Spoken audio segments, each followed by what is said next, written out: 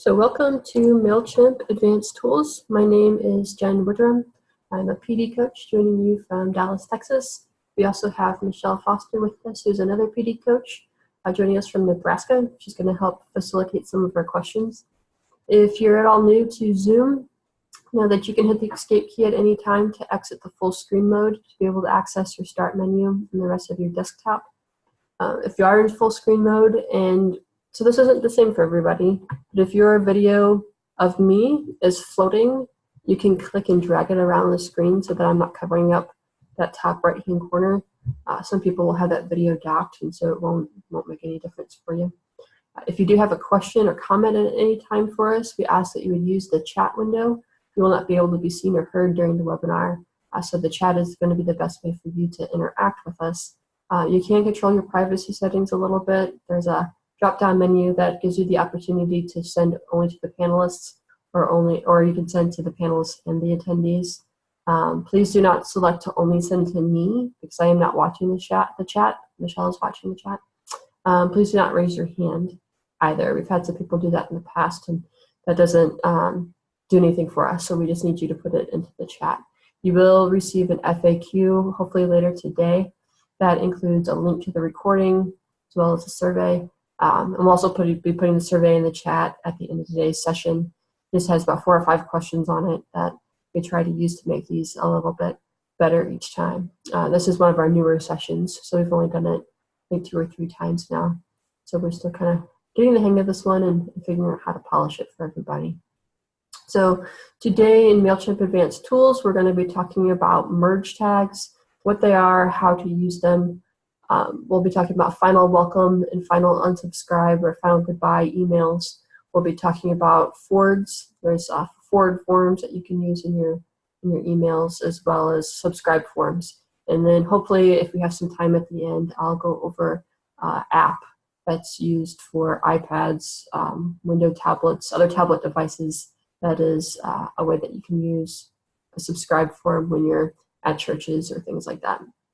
That's kind of where we're headed today. I'm going to go ahead and switch over to MailChimp here.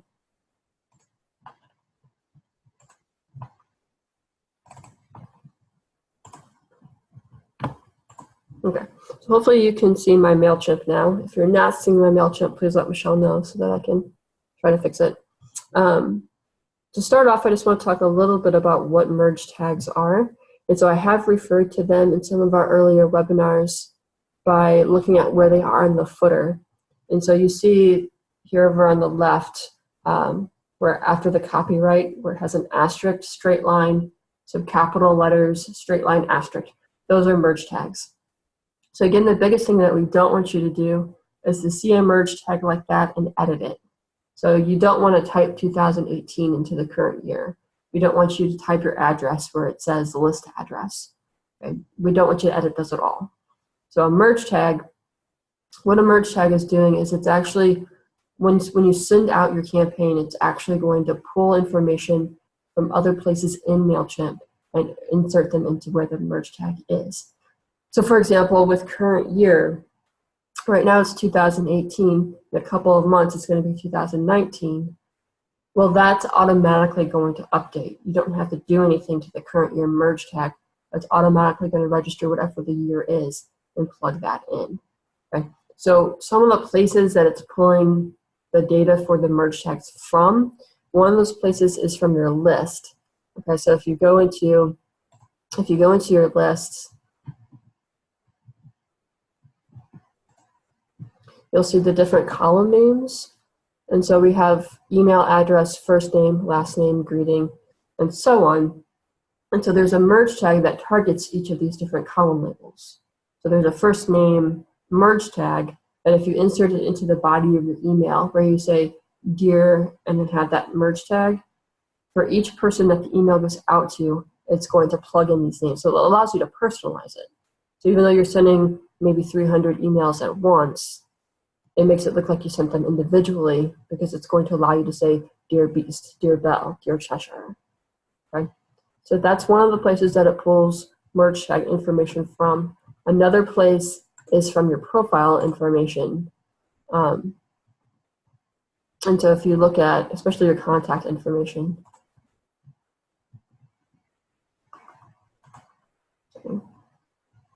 Okay, I'm not finding it right now. They keep moving things around on me every time MailChimp updates. But there's a place in your profile information where you can change, there's contact. You can change your contact information. And so this is part of what gets pulled in to your footer when they're using those different merge tags. So this is another place where here's your address. So this is the address that they would grab and put into my footer, and so forth. So that's a little, just kind of an overview of what exactly a merge tag is. Now we're going to talk a little bit about how to use them. So I mentioned earlier maybe using one to personalize your email by making it Dear the first name. So to put a merge tag into your campaign, you have to be in a text box. So maybe you're using a picture caption, maybe you're using just a straight text box, maybe you're using, all the different kinds of places that you can put text is a place that you can also put a merge tag, including the subject of your email.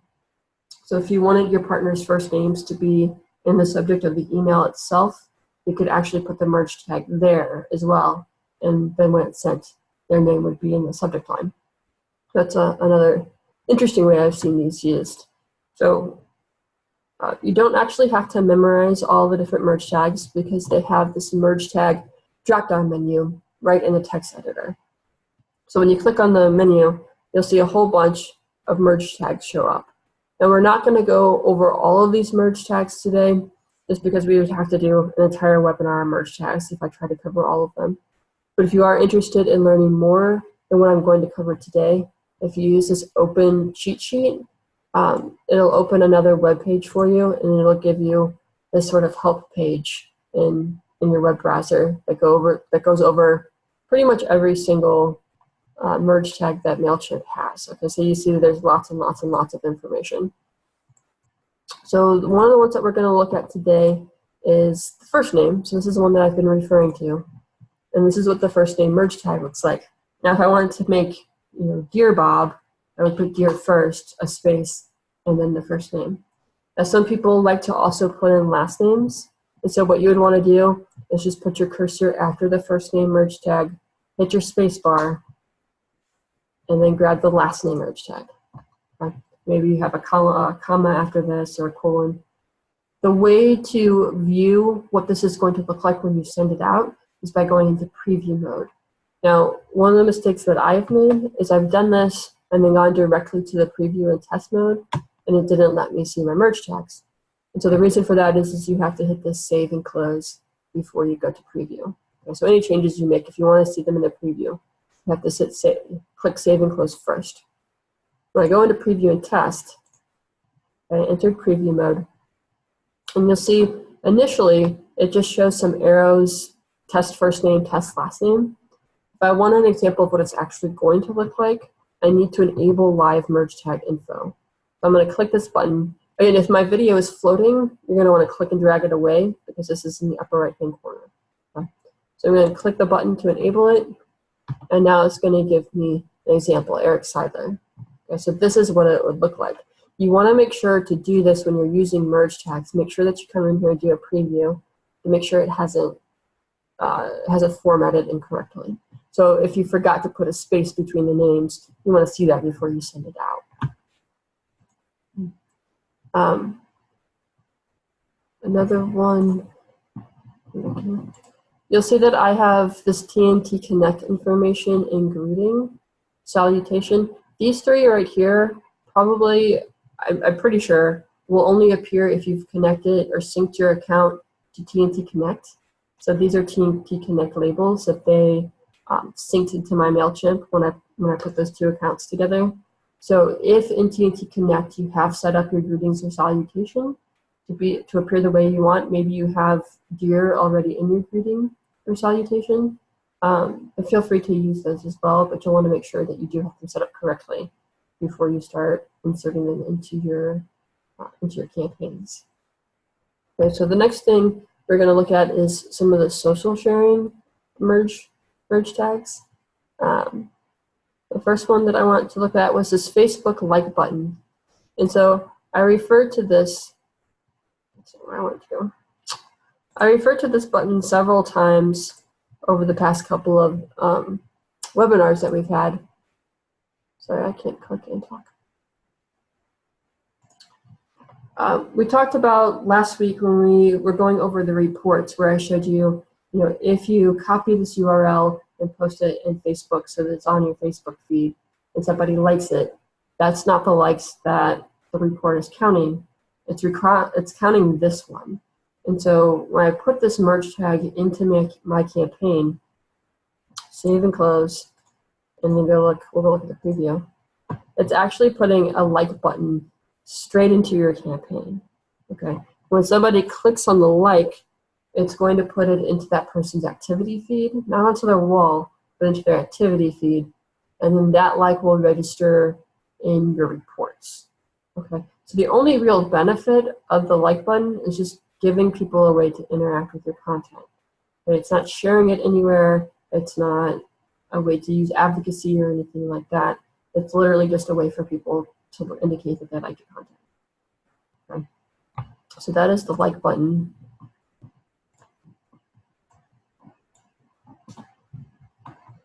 Another one that we want to look at is a social share button. Or social share links, I guess. And you also have to click this live merge tag info every single time. You have to return it on every time you do a preview. Now with this one, you see that it gave me Twitter, Facebook, Pinterest, LinkedIn, Google+, and Instapaper. These are not linked to your own personal accounts. What these are doing is it's giving people an opportunity to share your content on their different social media platforms. Okay, so if they click on Twitter, they're going to have the opportunity to post your content to their Twitter page. Same with Facebook, Pinterest, and so forth. If you're going to use these, one, I would encourage you to put them at the bottom of your newsletter instead of the top, because it's more of a distracting piece. It's not, directly related to the stories that you share and the updates you share. So we'd want to put it at the bottom. But then also, if this is a way that you hope that your advocates are really going to interact with, is you're going to want to tell them about it. So if we just throw this at the bottom of our newsletter and never say a word, it's just going to end up being a pretty decoration instead of something that our partners actually interact with. So if you have partners who are interested in advocating for you, frequently share your newsletters with others, this might be something that you want to sit down and talk to them about or send them an email about and let them know, hey, this is a way that you can share my content on your social media. And so again, if you don't say anything, it's probably not going to get any clicks or interaction. And so the next part I want to look at is some of the specific Facebook stuff. So we already talked about the Facebook like, but there's also the Facebook profile. Okay, and you'll see there's Facebook profile plus recent wall posts.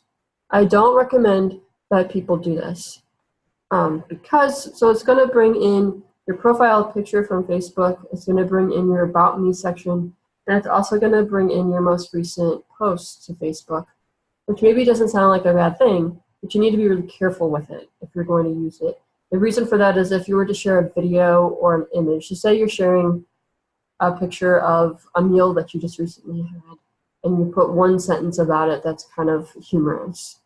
Well, when it gets put into your MailChimp campaign, it doesn't include the image. It only includes your comment. So if your comment is not something that makes sense without the image, it now doesn't make sense in your MailChimp campaign or in your newsletter. Okay, so you're more confusing your readers than you are adding anything of value. So be careful about that. I would instead, if you're going to do this, I would encourage you to use this Facebook profile instead.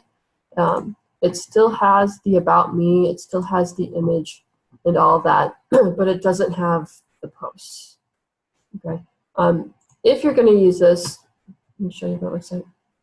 Okay, it allows people to friend you on Facebook. I'm not sure what the value is of having a number of friends on there, but notice that it has the About Me. So if you're going to use this, you want to go into Facebook and actually fill out the About Me part of your profile so that this is actually beneficial to you in your campaigns. Okay. Again, if you're going to include this, I again wouldn't put it at the top of your newsletter, but more towards the bottom where you have your contact information maybe just above the footer or something like that. And again, this is mostly if Facebook is a part of your Wycliffe ministry strategy. If that's a way that you really actively share with partners, then that might be something that you want to include. Now, one thing, a caveat with that is you have to integrate your Facebook account. Last week we showed you how to integrate Facebook with MailChimp. You have to do that integration first before any of those merge tags will work. If you're a husband and wife, you cannot put both of your profiles there. It's only going to work for whichever one you integrated.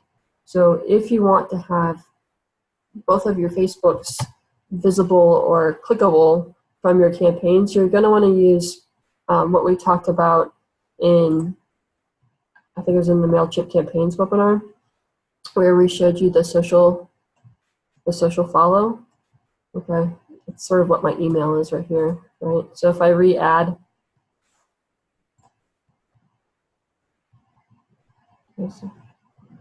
add Facebook. So here I can add 2 Facebooks, right? I can add another service, put a second Facebook. Of course, up here we want to say Bob's Facebook, Cheryl's Facebook, to indicate what link goes to which individual. Okay, so if it's important for you to have both Facebooks, that's how you'd want to go about doing it, as opposed to using the merge tags. The other thing about merge tags is sometimes people want to create their own. So when you set up your list and you have those different, and you have the different columns, you can create your own columns, right? So you can add groups, you can import an Excel sheet that has other columns that weren't originally available in MailChimp. There's different ways that you can add columns. If you want to create a merge tag that targets one of those columns, I still don't remember what department had reached out to me inside Wycliffe, but they were trying to send out an email that indicated the date and the location that the person met the individual who was reading the email. And so we had worked with her Excel sheet and different merge tags in order to enable her to do that. And so to do that, we would go to list, and it's for particular lists. So if you're somebody who created more than one list and you want the merge tags that you're about to add to appear in both lists, you would have to do this process twice. Okay, so this doesn't work across lists, it's unique to each specific list. I'm going to go to list settings and then scroll down to where it says list fields and merge tags. Okay, and these are the merge tags that currently exist. So put this tag in your content. So you'll see here they've already given them labels. You can change those. So if I wanted last name to be, I don't know, Saturn instead, and I type Saturn in here and save it, then if I use a Saturn merge tag, it's still going to put that person's last name in.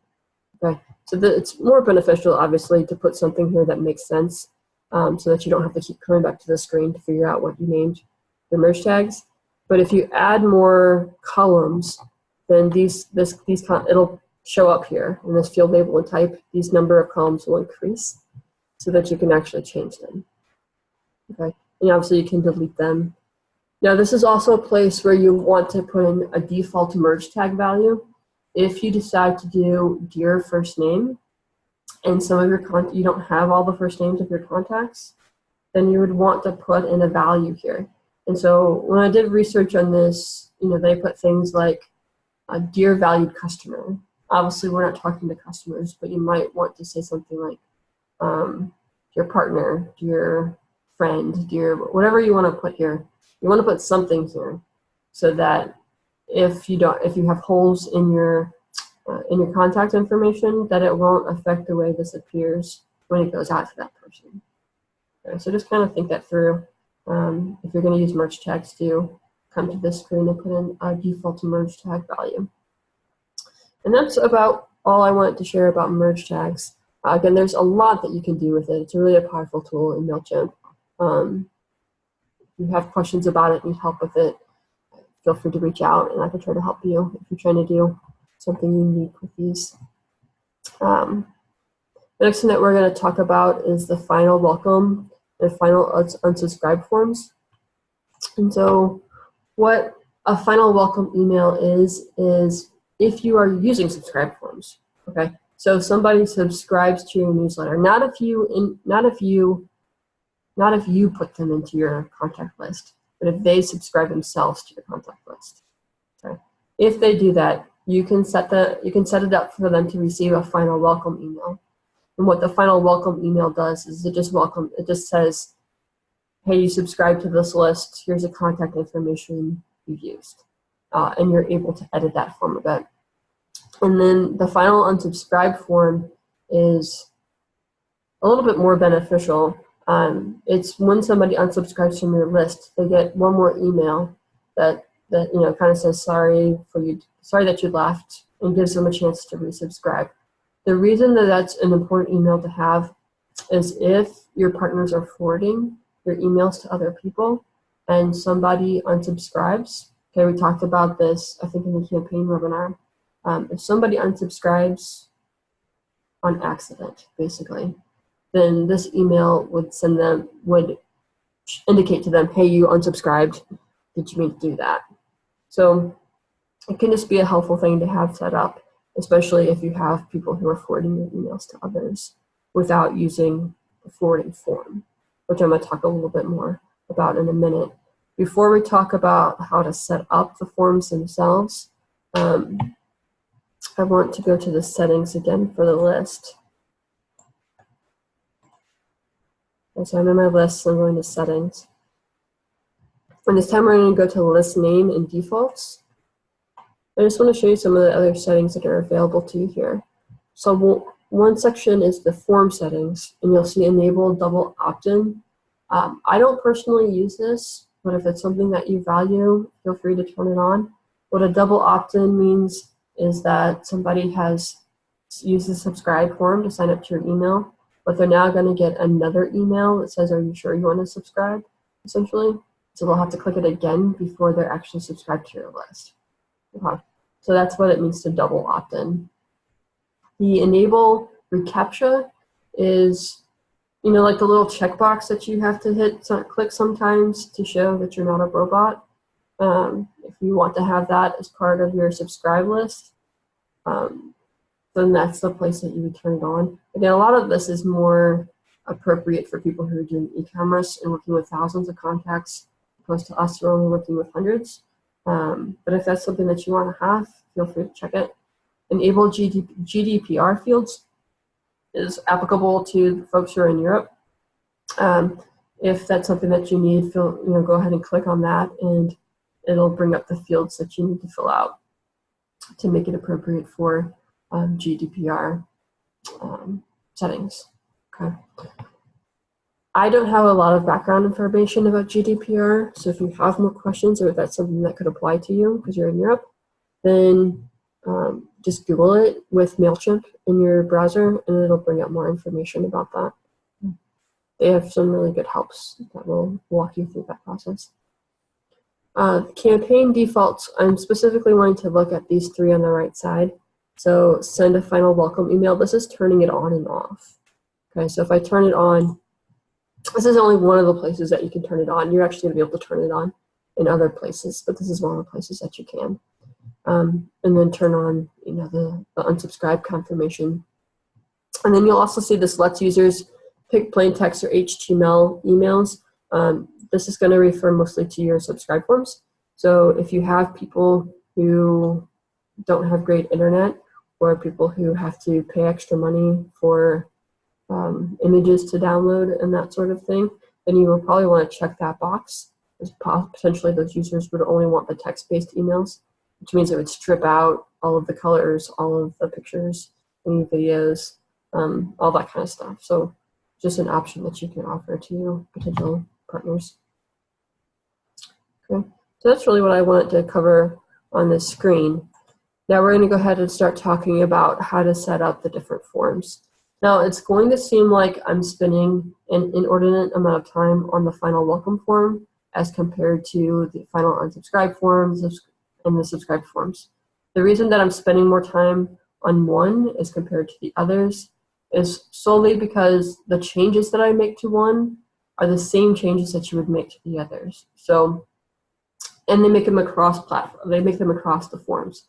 So as we're changing one form, it's actually already formatting the other two forms, because all three forms are going to essentially look the same. You cannot make them look different. It's sort of a branding thing, right? We want them all to have a similar look. And so as we change the background, as we change the fonts, it's actually changing them for all three forms. And so if you don't want the final welcome form and you just want a subscribe form, for example, you can use the same things that I'm teaching you with the final welcome form to make edits to the subscribe form. Okay, so anything that I show you is going to be applicable to all three forms. So just kind of keep that in mind as we're going along. So the first thing that we want to do is go to forms. So we want to go to sign up forms. And again, sign up forms are specific to specific lists. So if I set up my sign up forms for my Wycliffe Partners list, it is not set up for my Jennifer Woodrum list. So keep that in mind if you have two different lists.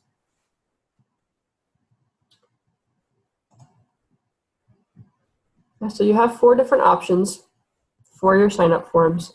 The first one is Form Builder, which is what we're going to end up using. And this one's going to generate a link for you. If you do your subscribe form, it'll generate a link that you can put in emails and Facebook, Twitter, however you want to share that. So that's the one that we're going to be working with. Embedded forms is if you have your own web page and you want people not to have to click to go to the subscribe form, but you want the subscribe form to actually appear directly on the web page. That's what the embedded form is for. Subscriber pop-up. I encourage people to be a little bit careful if you're going to use this. So think about if you're on, I don't know, like some other website, like a news website, and you go to close out the screen and a pop-up comes up saying, hey, do you want to subscribe to our email? That pop-up screen is what you're creating the subscriber pop-up. So if you're going to do this, really think through your partner base. Is that something that's going to be frustrating to them? Is this something that's going to go off every time they come to your web page? Is this something that, you know, because some websites you can control how often your pop-ups are going to go off. So if you can set it up to only pop up the first time they visit your web page and then it doesn't do it again, maybe look at some of those settings before you decide to use that. Form integrations go with Wufoo and Squarespace. I'm not super familiar with either of those platforms. But if you need to know more about form integrations, again, go to MailChimp Helps, and they'll give you more information about how to use those well. Okay, so again, we're going to start with this form builder. So I'm going to click Select over on the right. And I'm going to switch this over to Final Welcome Email. Okay, so this is another place where you can turn these things on, right? So send a Final Welcome email is turned on. Let subscribers pick email format. The reason it wasn't already on, even though I clicked it on the other web page, is because I didn't see it. So I made those changes, but I didn't save my changes. And so be careful with that. That MailChimp is not very consistent about when it wants you to save and when it doesn't want you to save. And so now that we've clicked it here, there's no save button. But on the previous screen, there was a save button. So just kind of check that out when you're in different areas of MailChimp as to whether or not they expect you to save any changes that you've made. So once you've made those decisions, you can scroll down a little bit. Now again, you're seeing these merge tags here. Don't change the merge tags. Okay? You don't need to add anything. You don't need to change anything. Just kind of leave them as they are, and then scroll down further. So you'll see that there's a lot of information already here. If you're happy with the way it already looks, you can leave it the way it is. You don't have to make any changes if you don't want to. But if you want it to be branded, for example, if you want to change it to Wycliffe colors, then we want to change some of the editing options. Okay, so the first area that we're going to look at editing is the design it. So we're going to switch over to design it. And we're working on the page and the background. So the first thing I'm going to change is the full background color of my form. Okay, so I'm just going to go ahead and change it to black. And notice that there's a pound sign or hashtag, whatever people call them nowadays. Don't delete that. Okay, if you delete that, it's not going to change the color for you. You do have to have it there to change the color. Okay. Now I changed my background to black, but I can no longer see the title of my form. So to change the color of my title, I come down here. Now this is one place where you actually click down here to make the edits. It's not, you're not going to find it at the top. So kind of hover until you get the edit. Click edit, and then I'm just going to highlight this and turn it white. And then I'm also going to change my font to one of the branded fonts. So remember, our branded fonts are Georgia and Verdana.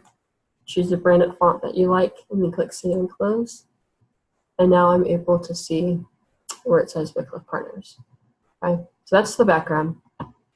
The next thing is the header. And the header, you'll see that they put an orange rectangle around the section that I'm working on. So that's how you'll always know what part you're working with. And this isn't going to let me change the background because it'd be kind of awkward to just change the background of this title. Okay, but it lets you decide if you want to change the margin and the margin top. That'll make a little bit more sense after I change the outer wrapper, so we're going to come back to this. Okay, so when I switch over to outer wrapper, the outer wrapper, you'll see the orange rectangle now covers the bottom and the top. So that's what it's considering the wrapper. So if I want to change the color of that section of it, okay, again, we'll put these codes, the Wycliffe codes, into the FAQ. But if I want to change the color, that's how I would do it, so it kind of frames it. And now I'm going to go back to the header settings, and we're going to look at this margin bottom, margin top. The margin bottom is referring to the space between the bottom of Wycliffe Partners and the top of this white area. So if you wanted to make it bigger or smaller, you just change this number. Okay, click Enter, and now you saw that the space shrunk. The thing that I like to change is the space above Wycliffe Partners. I think it looks better to have a little bit of blue over the words. It's just my personal preference. So I come back in here and I change the top margin so that it has a little bit of blue over the words. And that's a personal preference. You don't have to make that change if you don't want to. The next thing that you can change is the body. So the body is this white area. We encourage you to leave that white, okay? I know some people like to change things to like pale yellow or pale pink. It's really not a best practice to do that, okay? It's easiest to read on a white background, and so I encourage you to leave that be. So we're going to switch over to default text. I always encourage people to change this to one of our fonts again, so Georgia, Verdana, and then change the text color to black. Again, these choices are just being made because of our Wycliffe branding guidelines. So if you're choosing to follow those guidelines, you'll want to go through and make these changes. Link style is something that you're just going to be able to change the color for. I don't have all the branding colors in front of me right now, but if you choose one of those colors, it's going to change this link right here.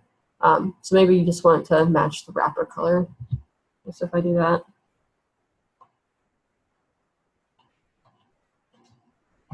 okay. So I just changed the color of the link. That's the only difference that it made. Next is forms. And so here is where you can change the color of the button. So if you don't want your button to be gray, you can change the color just the way I've been changing the other colors. You can change the text color. I wouldn't mess much with this buttons hovered, right? I mean, there's a lot of things that you can change. So if you want to change all the fonts over to, you want to have the same font throughout your form, obviously. Okay, so if you want to go through and change all this, field text. Now it does take a little bit of setup. It's sort of like the MailChimp template, right?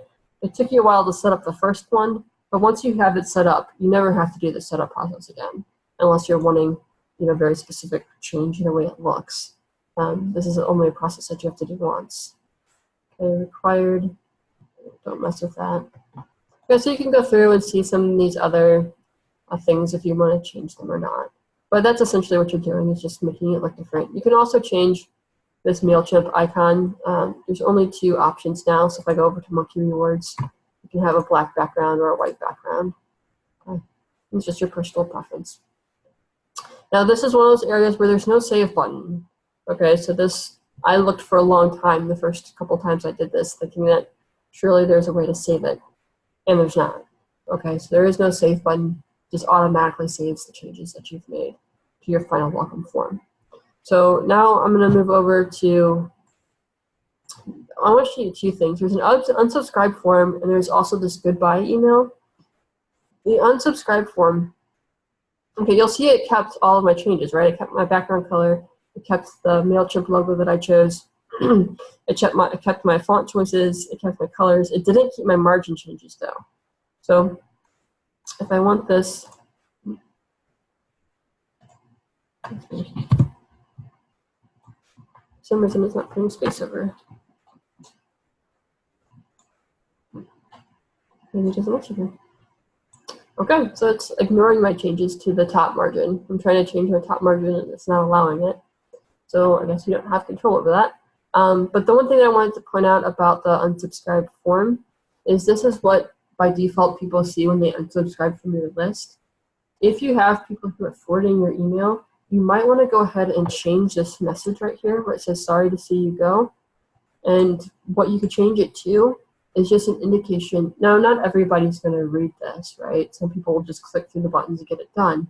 But for the people who do take the time to read, is you could actually put a message here of saying, please take note, you are unsubscribing the person who originally received this email. If you received it as a forward, please talk to the person who sent it to you. Please do not unsubscribe. You're not unsubscribing yourself. You obviously want to use one of those the words that I'm saying right now. Okay, but some concise, 2 or 3 sentences that just quickly just explain, please only unsubscribe if you were the original receiver of this message. Okay, so this is just one place where you can try to prevent people from becoming accidentally unsubscribed. Now, this other one is what I was talking about earlier, the goodbye email. This is an email, again, you want to make sure you turn it on. This is the email partners will receive if they are unsubscribed. Okay, so if you don't turn this on and somebody unsubscribes, they are not going to know that they were unsubscribed if somebody else unsubscribed them. Okay, so if you want people that have an indicator, if you want to have a warning email basically of, hey, you've been unsubscribed, are you sure you meant to do this? You'll see that they can resubscribe and all of that. So this is a good thing to have turned on. Again, if you make changes here, you're making changes to your other forms. So be careful about thinking that you're only changing one part of things because you're really not. The next thing that I wanted to talk about, which before we go to subscribe forms, is the forward form.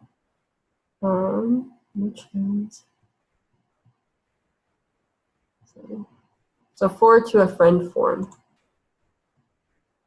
So this is the form that I've mentioned in a couple of other other webinars, that you want to set this up and then create a button with it in your campaigns. I believe I showed you how to do this either last week or the week before.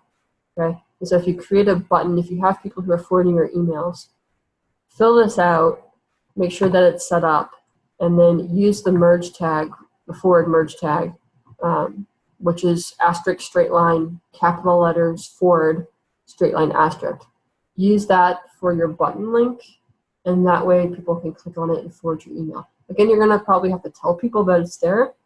It's not the natural way that we forward emails, but go ahead and if you have people who advocate for you in that way, it's worth it to kind of teach them about that button so that they're using that instead. I had a thought, but it escaped me. So that's why we want to have this forward our email to a friend set up and used as a button. Okay. Now, if you have a church that emails your newsletter to a bunch of people, this probably isn't a good solution because they would have to do one form per person they're sending it to. So if they're forwarding it to a bunch of people, what's probably more helpful is if they view your email in browser and then grab that URL that we talked about last week and then make an email using that URL. Because then people still can't unsubscribe another person from the email list, but it also prevents them from having to fill out this form multiple times. So hopefully that makes sense. The next thing is we want to look at subscribe forms. And so we're still in the same area. We're just going to switch this over to Signup Form.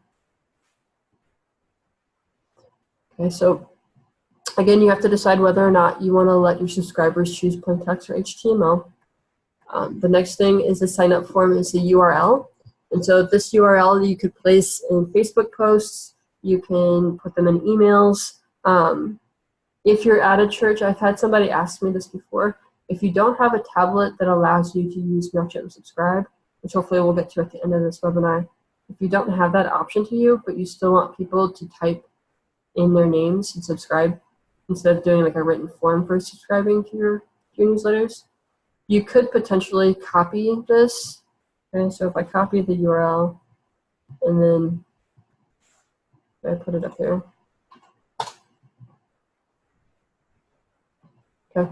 Now I have it copied, so people fill out the subscribe form and subscribe to your list, but it doesn't create a new subscribe form when somebody hits this button, right? It just says, congratulations, you've now signed up for this list. So for the next person to then sign up, you'd have to open up a new browser, or you'd have to paste the netlink again and click enter. So whether or not you can use this is going to kind of depend on how frustrating you find it or how difficult it's going to be for you to have to stand there and re-put in that list link. I mean, you could potentially open up a bunch of tabs, right, and just close the tabs so that the next tab's open. But really think through the logistics if you're going to try to use this in that way. Another option is that you could potentially do like an Excel sheet. So if you don't have a way to sign up, you can't use the subscribe app for some reason, and this process sounds frustrating, is just create an Excel sheet on your computer, and that way people can still type in their contact data, and now you can import it into MailChimp pretty easily if they've given you all their contact information. The reason that we encourage electronic sign-up forms as opposed to paper sign-up forms, if you're willing and able to do it, is just because it prevents you from having to try to decipher people's handwriting. Okay, like I do data entry for our church, and they give us all the guest forms that people have filled out, and I would say about 50% of the time I'm guessing at what they've put down. And I can't quite make out their email address. I can't quite make out their phone number. So to sort of prevent that from happening, this is kind of a nicer way to do it. And it saves some work, right? So if you had 20 people give you their contact information, now you don't have to go type it in yourself because it's already in a typed form. So those are some solutions to doing this if you're at a church. Going back to this, you'll see that you can also post it to Facebook or Twitter directly from here. So you can either grab the link and put it in Facebook, or you can use these buttons to do it. The QR code is going to generate this little digitalized square. This is something that people can scan most of the time with their phones. So if you want people to be able to sign up from their phone, you can generate this code and people will be able to scan it that way. Just another option. Some people actually put these directly into their newsletters at the bottom, put them on postcards. There's a lot that you can do with this little image, but you would just save it as an image, right? So you see small, medium, large, you click on the one that you want to save. Okay. And you'll see a lot of the design is already set up, right? It already has the black background, it already has the fonts. There is more options with the subscribe form than there was with the other ones. You can determine what fields that you want to have here. So one thing you can do is add a message. So if you want to add, please sign up for our monthly newsletter, please sign up for our bi-monthly, however often you do it. Maybe you want to get a little bit more information about what they're signing up for. Then you have the email address. Now you can click on these fields. So you see that there's like a peach color surrounding the field. When I click on it, if my computer's not going too slowly, it'll eventually give me some more information over here. Okay. So you'll see that's giving me some options to change certain things. One is, do I want to make it a required field? I typically encourage people to go ahead and make the first and last name required fields, just because you want to know who is signing up for your newsletter. If somebody signs up with an email address that doesn't include their name, then you have no idea who you're sending your content to. And so typically I encourage people to require the first and last names, as well as the email address, obviously. Now these other fields, you'll see have this light blue rectangle around them. These are already hidden. So currently they can't be seen in my sign up form. And if I don't want them to be there at all, I can go ahead and click on it and then hit this minus sign, type delete.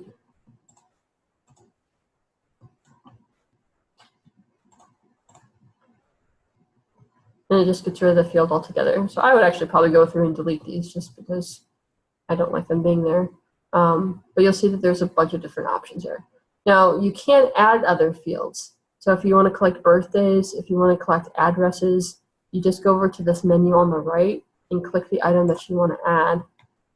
and then it's going to add it over here on the left. Okay, so you can collect address information if you want. Now if you're going to add address information into your sign-up form, I do encourage people to not make that a required item, because some people might be willing to give you your email, but they don't really want to give their address.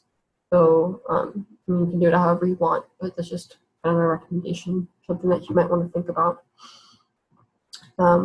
If you want to use the MailChimp Subscribe app, and you want to collect addresses, you want to put that information here. So whatever fields you include in this form, that's going to be the fields that become available when we move over to the tablet app.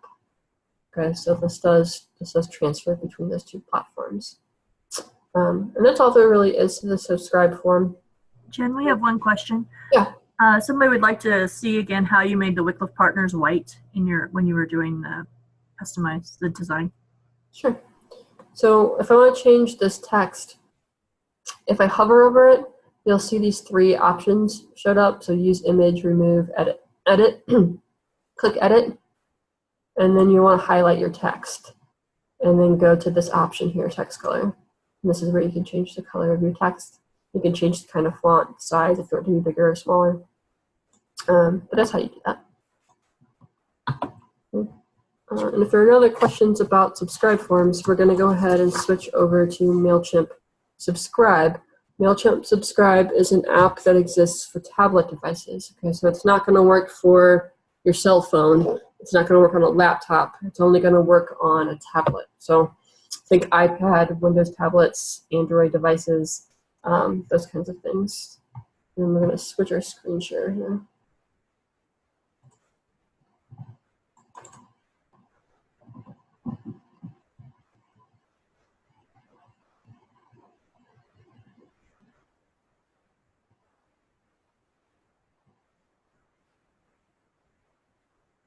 Okay. So you should be able to see my iPad screen now. If not, please tell us in the chat so that I can change that. So MailChimp Subscribe, again, it's a free app. You get it from any app store, Google Play, the Apple Store, things like that. You just type in MC Subscribe and it'll pull up for you. Okay, so we're going to go on into the app. Now the first thing that you're going to have to do is connect this to your lists. You see mine's already connected to my MailChimp account, but it gives you the instructions that are pretty easy to follow along, and it'll just ask you to sign into your MailChimp and connect your list, and the process is pretty straightforward. Okay. So once you have that set up, to create a new sign-up form, you'll tap on this plus sign in the top upper right-hand corner, and it's going to load the lists that go with your MailChimp account. Okay? And so just check the list that you want people to sign up for. Okay, so if you want people to subscribe to your partnership list, you would click that one and so forth. And then click finish. Okay, so there's a lot of things that we can change. First thing that we want to look at is this little cogwheel in the upper right hand corner. Okay, so you might want to rename this. So you'll see this has a 3 in parentheses because this is the third form that I've made. I wouldn't want it to have that 3, so I would click rename and take that off. And maybe you want it to have something else. Maybe you want it to reflect the event that you're at. Maybe you want to say something about home meetings or the church that you're visiting. However you want to do that, you just go ahead and change it here and click save. You cannot change this Wycliffe team. So Wycliffe team, the light gray letters, that's reflecting the name of my list. So this is why in the second webinar MailChimp campaigns, we encourage you to name your list something that really made sense because people might see it at some point. This is one of those places where they're going to see the list name. Okay, so you can't actually change that. And now we're going to go into edit.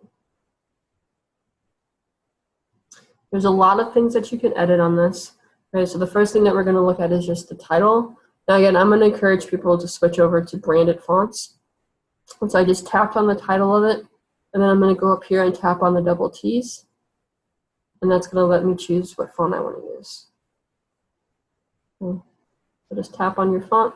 And then if you want to change the color, you can. It's currently set as black, which is what I want. If you are using a dark colored background, then you would want to make this white and that kind of thing. You obviously want to change the text underneath the title as well. So by clicking on that, you would choose this little pen with a line underneath it, and that will let you change the words, because obviously you don't want people to sign up for banana company swag. I'm not going to take the time to change the text now. I just want to see, once you see it, you can't do it. And again, we want to change the font to match the one that we used for the title. Okay, so scroll back up to Georgia. Then if you want to change your color. Okay, so those are how you would change those two pieces.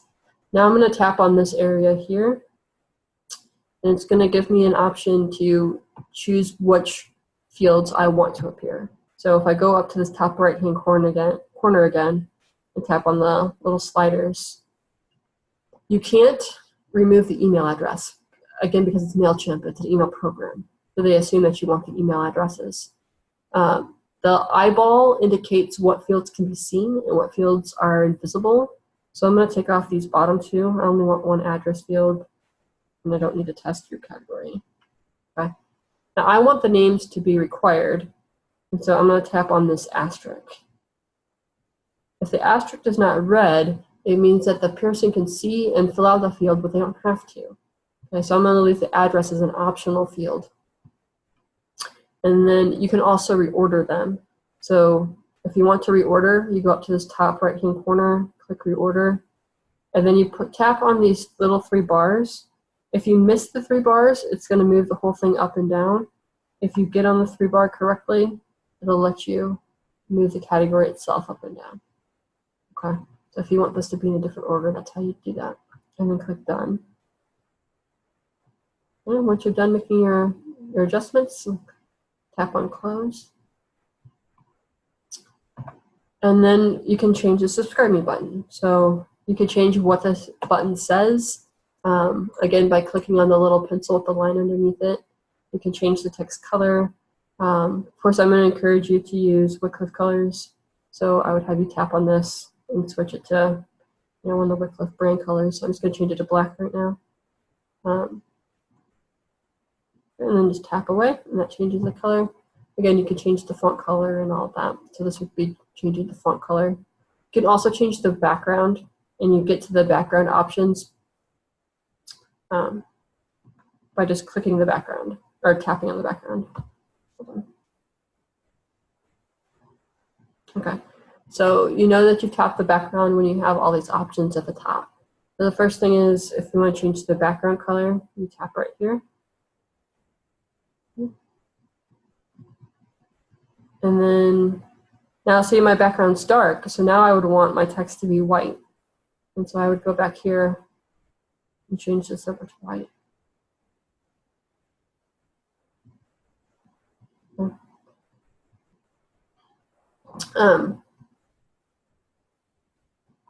Now you can put in a background image.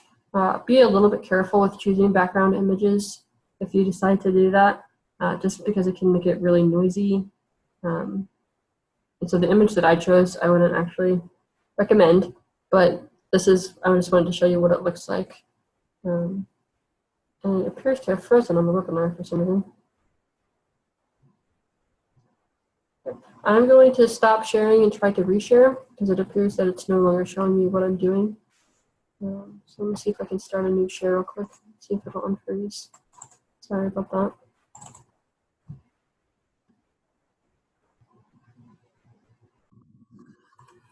Okay, so I apologize for that. I completely lost my internet connection, and yeah. So let me try to reconnect my iPad screen here. Hopefully, we didn't lose you guys.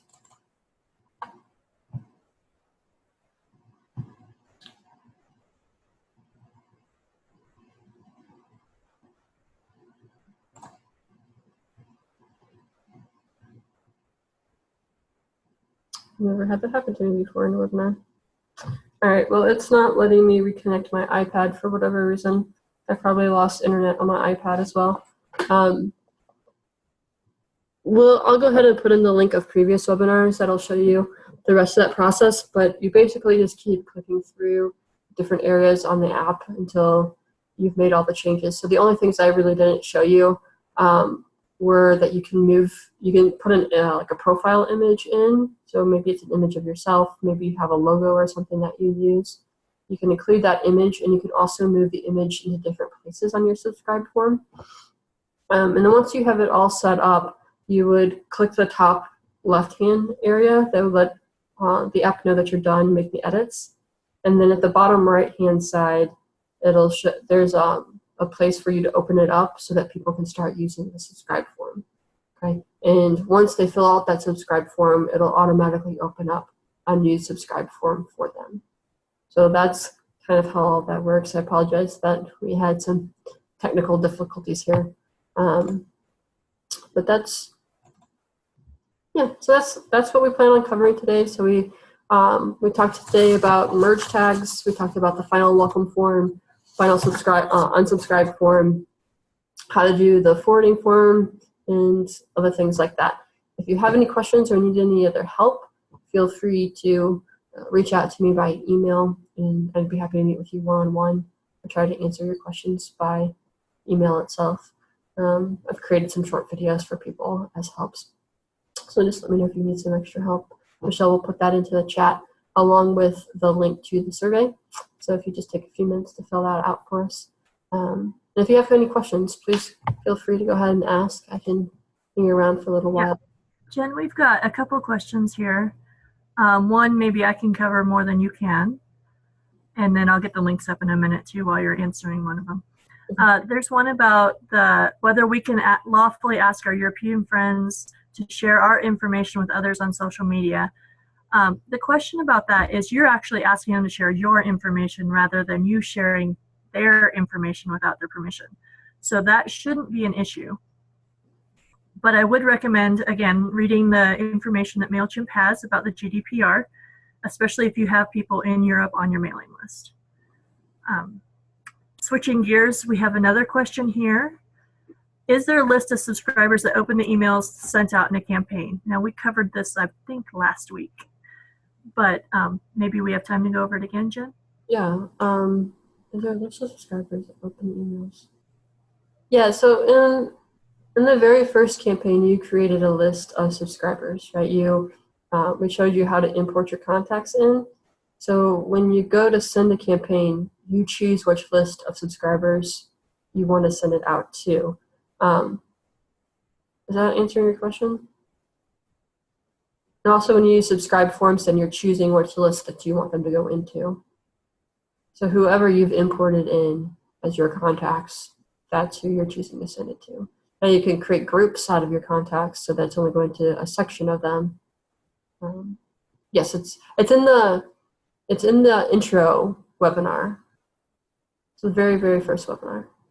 And then in the second one, in the campaign webinar, we show you how to choose that list.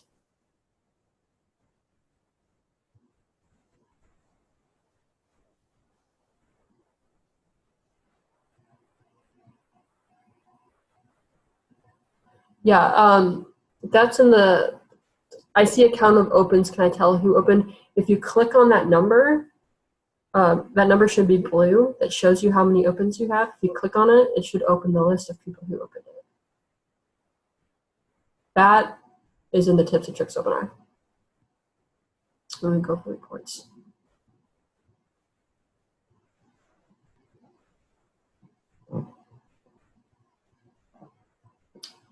Any other questions?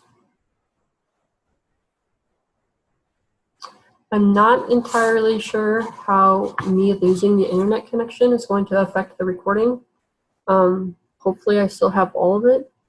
If it's the case that we lost the recording, I'll send out a recording of the last time we did this webinar. I covered the same information. I don't think there was a whole lot of differences between the two sessions. So regardless of what happens, you'll have a recording of this webinar. Thanks, Lorraine. So hopefully I'll save the chat on my end so that we have it, because you probably lost it. Yeah, yes I did. Not sure what it's going to say when I close.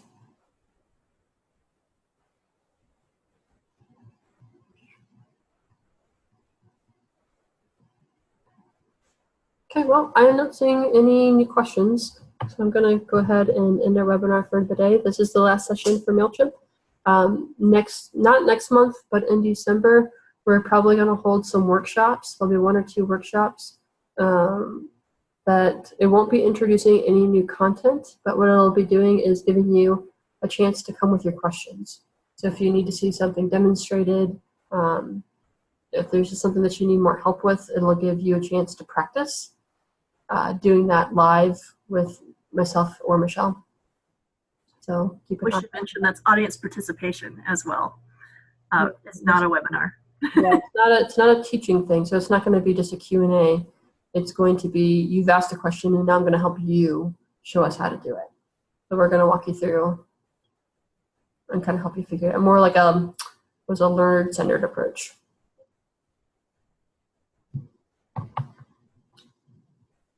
All right. Well, hope to see you guys in December. Thank you for coming.